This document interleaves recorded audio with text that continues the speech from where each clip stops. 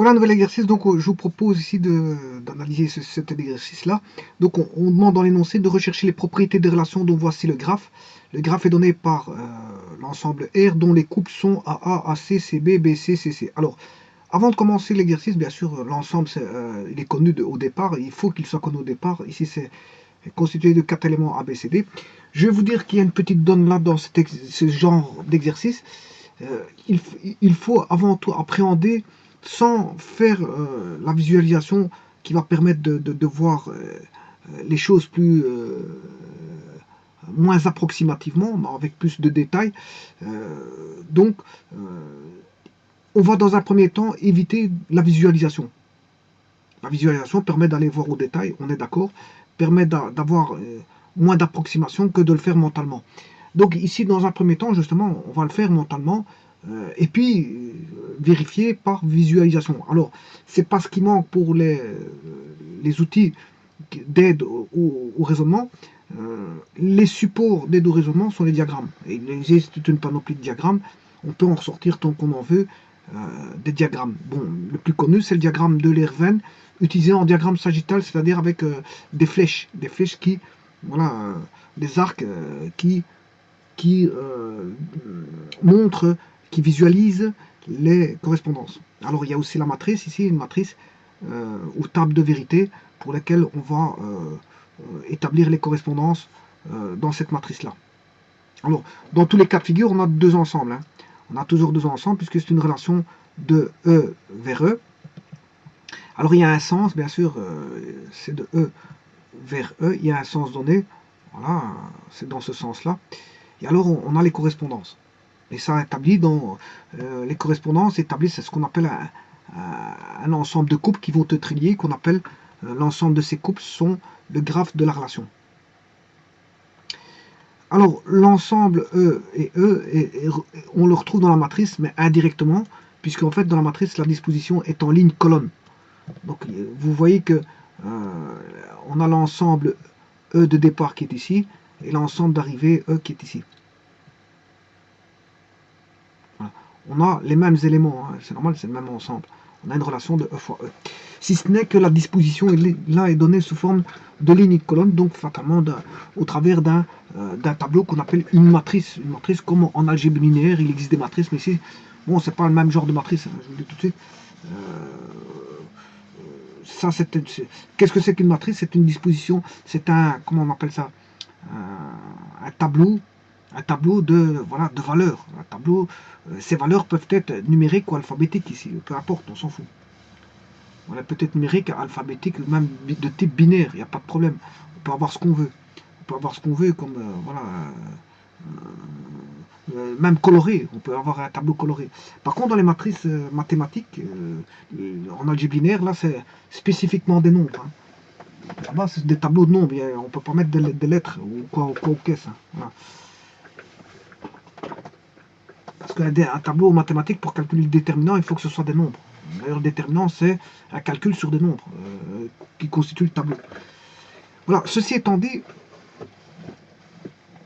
donc ici, il y a deux diagrammes qui vont permettre de voir la relation et de dire de quel type, de quelle propriété est-ce, c'est-à-dire de quel type de propriété on a affaire, auquel la relation est alliée. La relation est alliée à certaines propriétés dont il faudra trouver, je veux dire,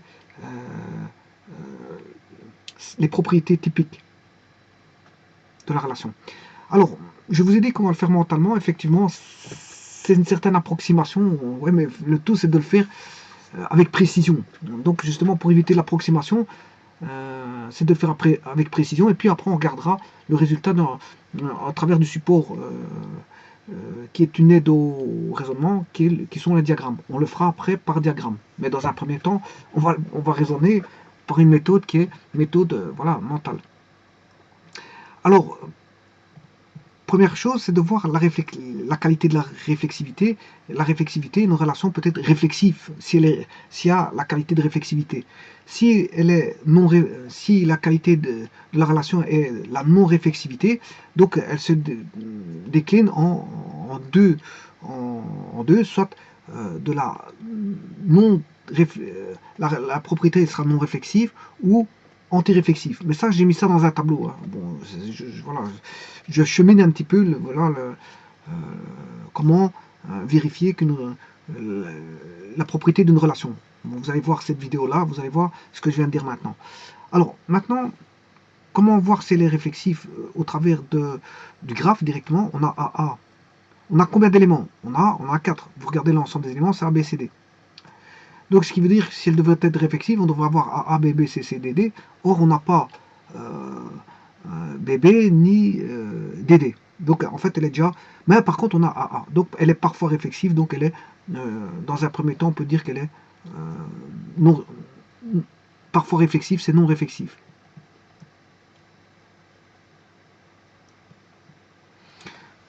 Bon, on peut déjà dire qu'elle est non réflexive à première vue. Première vue, en regardant le graphe. En consultant le graphe, on peut dire qu'elle est non réflexive. Bon, ça c'est une chose. Alors maintenant, on va regarder la symétrie. La qualité de la symétrie. Bon, si on a une relation, si la qualité de la symétrie est... si elle a une symétrie, elle sera dite, la relation sera symétrique. Par contre, s'il y a une qualité de non-symétrie, elle se décline en deux possibilités. S'il y a une non-symétrie, ça veut dire que la relation est soit antisymétrique ou non symétrique. Voilà. S'il y a non-symétrie en qualité, en propriété, elle sera soit non symétrique ou antisymétrique. Bon. Alors voyons voir ce qui se passe ici. Alors je vous rappelle qu'une symétrie, c'est relatif à quand on a une correspondance allée, on a toujours un retour. Si on a toujours un retour, c'est symétrique. Si on a parfois un retour, le retour c'est une correspondance renversée ou voilà. Si on a parfois un retour, on a une qualité de non-symétrie, c'est-à-dire parfois un retour c'est non symétrique. Par contre, si on n'a jamais pour un aller, on n'a jamais de retour, jamais, à ce moment-là, la qualité sera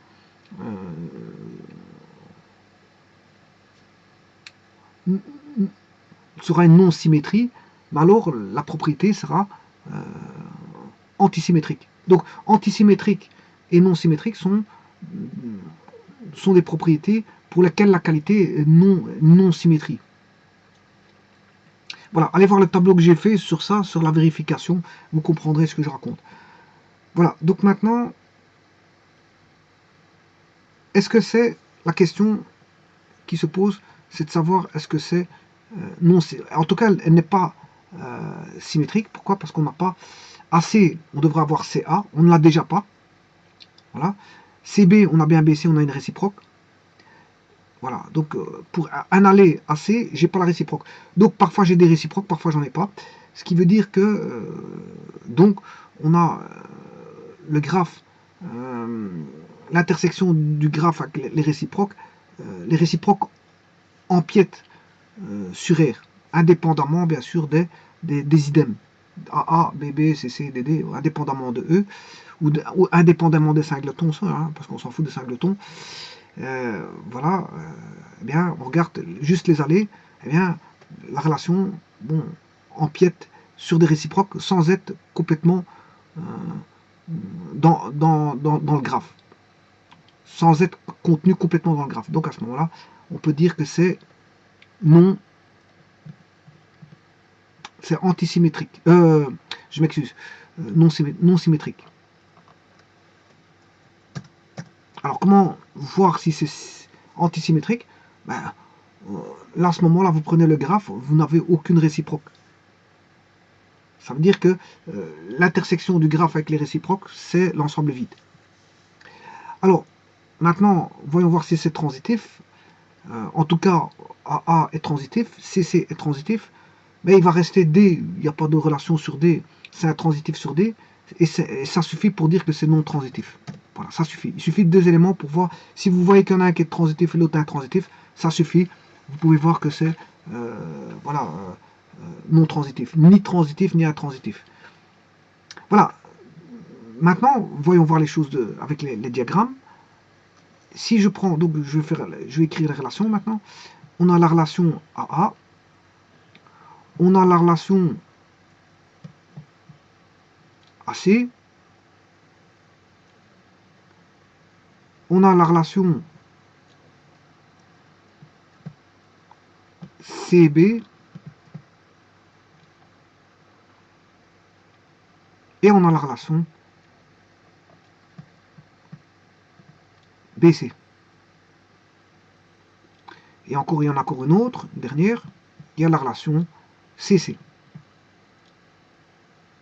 Voilà. Donc, on a ceci, ceci et ceci. Alors, maintenant, on peut le faire par visualisation. Alors, là, on a bien assez, c'est indépendamment des boucles, on s'en fout des boucles. On a bien, on n'a pas de retour ici. On n'a pas de retour pour AC. Elle est bien, là, elle est antisymétrique. Elle est antisymétrique ici. Voilà. Bon, pour D, on ne peut pas parler de symétrie pour D. Hein. Il n'y a pas de symétrie pour D. Mais en tout cas, pour AC, elle est antisymétrique. Voilà. Pour AC, elle est antisymétrique.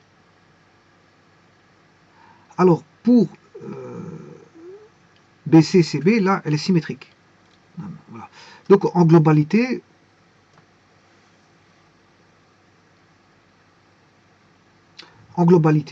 elle est non symétrique. Donc, c'est bien ce que j'avais dit. Quand parfois il y a de la symétrie, parfois de l'antisymétrie, c'est qu'il y a parfois des retours et parfois il n'y a pas de retour pour un aller. Donc, ce qui veut dire qu'elle est non symétrique. Voilà. Donc, ça, c'est assez simple. Voilà. Indépendamment, bien sûr, l'antisymétrie, c'est indépendamment des boucles ou des singletons. Hein. Des idèmes, indépendamment des idèmes ou des singletons. Sur D, on ne peut pas dire qu'il y a une symétrie sur D. Hein. On ne peut pas parler de symétrie sur D. Voilà. On va dire que la symétrie n'existe pas sur D. On va dire ça comme ça. La symétrie n'existe pas sur D. On ne peut pas parler de qualité de symétrie. Or, on peut parler de qualité de symétrie sur AC ou sur BC. Mais pas sur D. Parce que D, c'est un singleton. Il n'y a pas de symétrie. Puisque pour parler de symétrie, il faut l'existence d'un couple aller. Or, D, c'est un singleton. Alors, vous allez me dire, ouais, mais AA, il y a une symétrie sur AA. Oui, il y a une symétrie sur AA. Mais quand on étudie l'antisymétrie, la symétrie sur A est bannie, hein, on enlève les idèmes. Mais vous allez me dire, oui, si on n'avait que des symétriques, ben AA serait asymétrique. Enfin, serait symétrique, ben oui. Si on n'avait que des liaisons symétriques à réciproques, ben AA effectivement est une symétrie parce que c'est de A vers A. Par contre, un singleton n'est jamais une symétrie. Voilà, c'est ni une antisymétrie, ni une symétrie. Un singleton D, bon, c'est un point qui est là, qui n'a pas de correspondance. Hein. Donc on ne peut pas parler de symétrie dans un élément qui n'a pas de correspondance. Voilà. Mais en tout cas, ça confère voilà, dans ce... Ici, quand on regarde bien le diagramme, il y en a un qui est antisymétrique et l'autre symétrique. Donc en fait, la relation, elle est non symétrique. Alors, est-ce qu'elle est réflexive? Ben, on voit bien qu'il n'y a pas des boucles partout. Donc s'il n'y a pas des boucles partout, on a parfois des boucles, donc elle est non réflexive. Donc pour l'instant, c'est bon. On peut dire qu'elle est non réflexive, non symétrique. Et maintenant, voyons voir le cas de transitivité. Eh bien, assez transitif. Assez, là, on a une transitivité. Parce que les cas de transitivité, c'est ceci, ceci, ceci et ceci. C'est 4 cas de transitivité. Alors, c'est facile de démontrer. Hein. Vous prenez par exemple X, XY.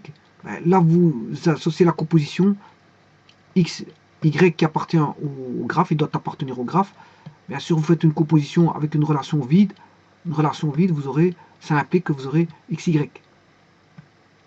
Donc, tout départ de flèche seul est une transitivité. Facile à démontrer. Je viens de le faire maintenant avec une relation vide. Donc ça veut dire qu'il est suivi du vide. Maintenant, si vous prenez XY qui est comme ceci, ben, vous faites une composition XY, mais cette fois-ci avec YY. Faites une composition XY avec YY, et vous aurez XY. XY avec Y, bien sûr, tout ça appartient au graphe. Hein. Si je fais une composition, c'est ça que ça appartient au graphe. XY appartient au graphe, YY appartient au graphe. Hein. Donc, si vous voulez, XY appartient à la relation, YY appartient à la relation. Voilà. À ce moment-là, ça implique que XY appartient à la relation. Voilà, et c'est le cas ici. Donc, dans mon cas de figure ici, XY, celui-ci, ben, et si vous avez ceci, si vous aviez ceci dans un diagramme, c'est transitif. Alors, celui-ci, ce cas de figure-là, est aussi un cas de transitivité. Pourquoi? Parce que si vous aviez eu X, Y, ben, en fait, là, vous faites la relation XX, XX et XY. Et là, vous aurez toujours XY. Donc là, vous faites la composition XX avec XY. Et à ce moment-là, vous obtenez, ça implique qu'on a XY. Donc vous voyez que tous ces cas de figure-là, voilà. Et alors maintenant, le dernier cas de figure, si maintenant vous aurez compris que ça c'est une double composition, il faut le faire deux fois, puisque c'est une composition, si vous savez que celui-ci est transitif et que celui-là est transitif, ben, il est facile de démontrer que ce cas-là est transitif. Vous prenez XX, vous prenez la boucle XX avec X, XY, voilà, ici j'appelle ça X, là Y, XX composé XY, et puis vous faites XY, Y et YY, vous allez voir que vous aurez au bout du compte XY, vous aurez toujours XY. Je peux le faire, il n'y a pas de problème. Je vais le faire tout de suite, mais il faut de l'écriture, l'espace d'écriture. Je vais le faire ici. Donc j'ai une boucle en X, donc ça va induire qu'on a X, XX appartient à la relation, on a une boucle en X, relation XY, voilà, et ça entraîne XY, que XY appartient au graphe, ou X relation Y est vérifié. Bon, maintenant, après, vous prenez XY, et vous faites une seconde fois avec YY, et au bout du compte, bien sûr, YY appartient à la relation, hein, voilà, à R, ça implique qu'on aura XY. Donc vous voyez que deux boucles, un aller avec deux boucles, un à l'origine et un à l'extrémité, c'est transitif. Voilà. Donc je peux vous dire que cette relation-là, elle est transitive. Bon. Alors maintenant, voyons voir l'autre.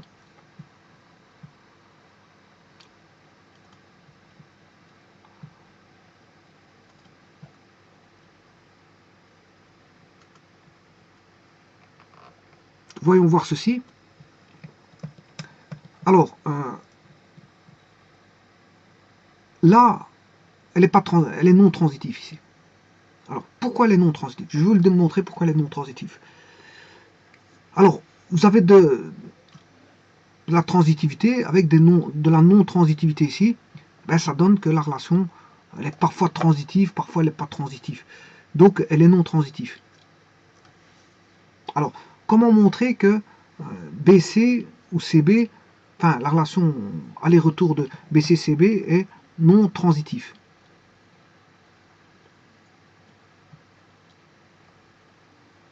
Eh bien, ce qu'on sait ici, c'est que de B vers C, je viens de vous montrer un cas de transitivité. On est d'accord. De B vers C, je viens de vous démontrer que ceci, c'est un cas de transitivité. Je viens de vous le démontrer. Je vous ai démontré aussi que C vers B, ceci, c'est un cas de transitivité. Voilà. Je m'excuse. C vers B, il y a une boucle en... Ouais, il faut que je note les lettres parce que sinon, là j'ai B vers C. B vers C est un cas de transitivité. B vers C. Et là, je vais avoir B vers C, ouais. Et C, il y a une boucle ici, ouais, la boucle est là. Et C vers B. Et là, il n'y a pas de boucle en B. Voilà. Et ça, c'est aussi un cas de transitivité. Alors, vous allez me dire, c'est transitif. Non, c'est pas transitif. Je vais vous expliquer pourquoi c'est pas transitif. Parce que l'aller-retour n'est pas transitif. L'aller-retour, ceci n'est pas transitif. Le problème, il est là. L'aller-retour, ici, il n'est pas transitif. Il est intransitif, si vous voulez.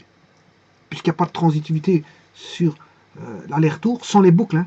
L'aller-retour sans les boucles est intransitif. Donc, ce qui veut dire qu'en globalité, ici, dans cette petite globalité ici, ben, c'est non transitif. C'est non transitif parce que, voilà, on a parfois de la transitivité, voilà, et parfois on n'en a pas sur la boucle. Sur la boucle, on n'en a pas. Je vais faire en sorte d'en avoir sur la boucle. Alors, mais maintenant, sur la boucle, on en a une partielle quand même, parce qu'on a quand même ceci. Si je mets B, C, on a quand même, voilà, la transitivité, voilà, on a ceci. Donc, quelque part, en globalité, sur cette mini boucle, enfin sur cette boucle BC, il y a de la non-transitivité. Il y a de la transitivité et de l'intransitivité, ce qui veut dire qu'on a de la non-transitivité dans cette boucle. Donc, en globalité, ça va donner de la non-transitivité. Alors maintenant, je vais vous prouver qu'il n'y a pas de transitivité là-dessus. Pour avoir la transitivité, il faut faire ça. Vous devez avoir, je vais le mettre ici en bleu, vous devez avoir ça pour avoir la transitivité. Alors pourquoi? Parce que vous allez avoir CB qui appartient au graphe, rond BC, ben vous devez avoir une transitivité qui doit impliquer CC. Voilà. Si on a une boucle CC, ça ne suffit pas. Parce que vous devez avoir le retour BC, voilà, rond CB, et là, à ce moment-là, vous allez avoir BB. Et là, il faut une boucle en B, une boucle en C pour avoir une complète transitivité. Parce que si vous n'avez pas cette boucle-là, vous avez une intransitivité. Voilà, vous avez une intransitivité. Donc en globalité, dans cette petite, voilà, dans cet aller-retour avec une boucle, elle est non transitive. Si je prends en aparté ceci, enfin, bien sûr, si je prends en aparté, je vais vous montrer tout de suite. Donc j'enlève la boucle.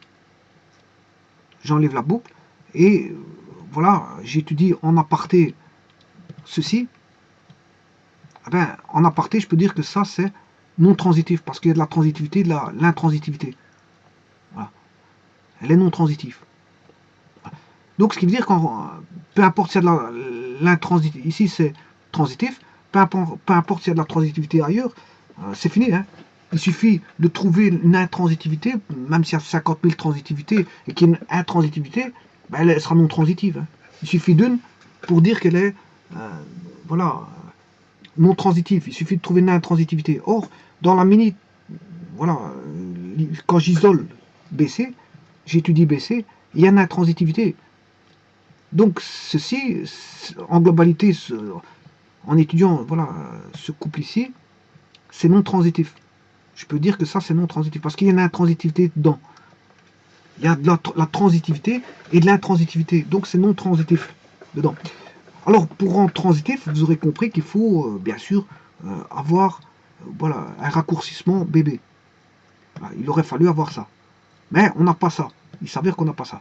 Donc on a bien une relation qui est non réflexive, non symétrique et non transitive. Bon, maintenant, ceci étant fait, je vais faire bien sûr comment on appelle ça, la matrice ou la table de vérité. Alors, est-ce qu'on a AA? Oui, c'est true. Est-ce qu'on a AB? On n'a pas AB, c'est false. Est-ce qu'on a AC? C'est true. Est-ce qu'on a AD? C'est false. Alors, un qui est facile, c'est D. Il est relié avec rien du tout. Hein. Donc j'aurai D, false, false, false et false.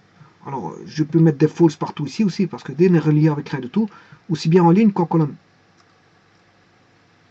Donc là, ce sera false. Et là, on aura false. Voilà. Alors maintenant, je vais mettre la transitivité, enfin la relation ici. Est-ce que B, on a BA? Non. Donc c'est false. Est-ce qu'on a BB? False. Est-ce qu'on a BC? Oui, c'est true. Est-ce qu'on a CA? C'est false. CA, c'est false. On a AC, mais pas CA. Est-ce qu'on a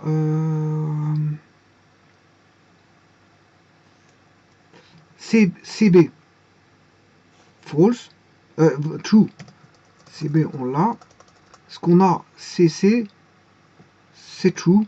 Et voilà, le tableau il est rempli. Alors, on a combien de flèches? Normalement, il suffit de regarder donc le graphe. On a 5 couples. 1, 2, 3, 4, 5. Ce qui veut dire qu'on a 5 flèches. 1, 2, 3, 4, 5.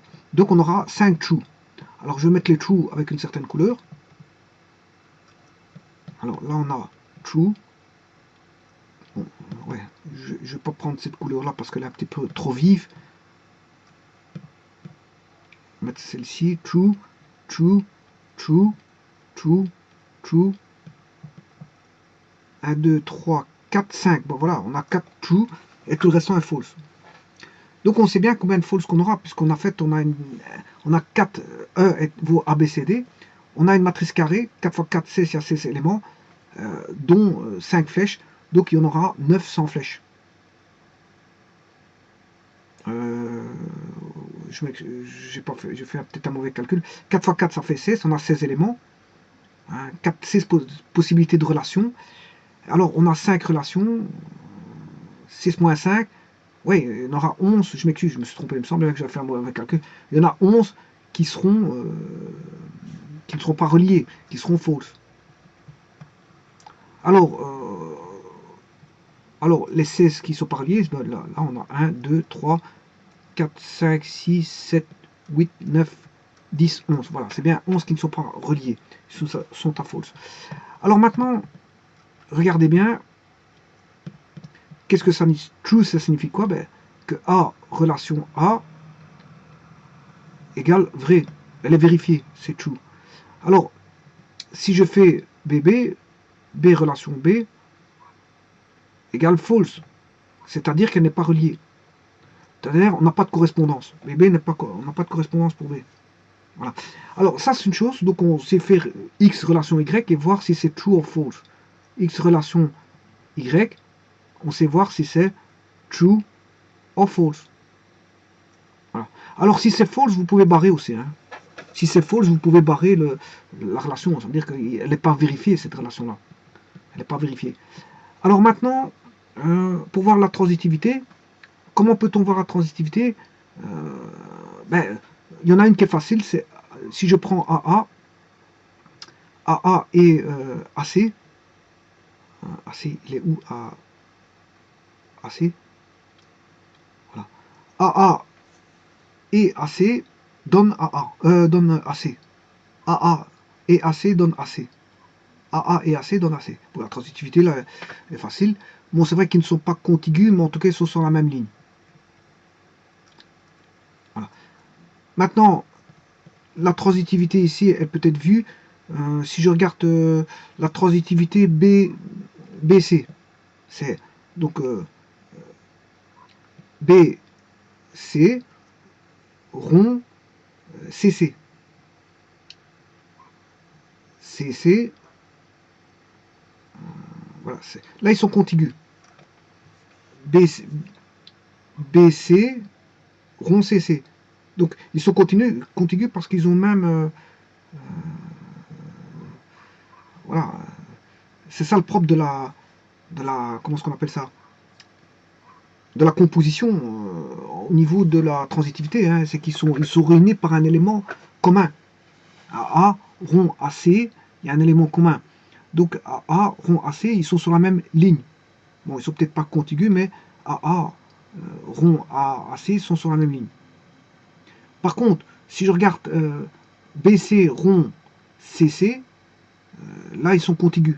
BC, rond CC, et là le résultat ça va donner BC.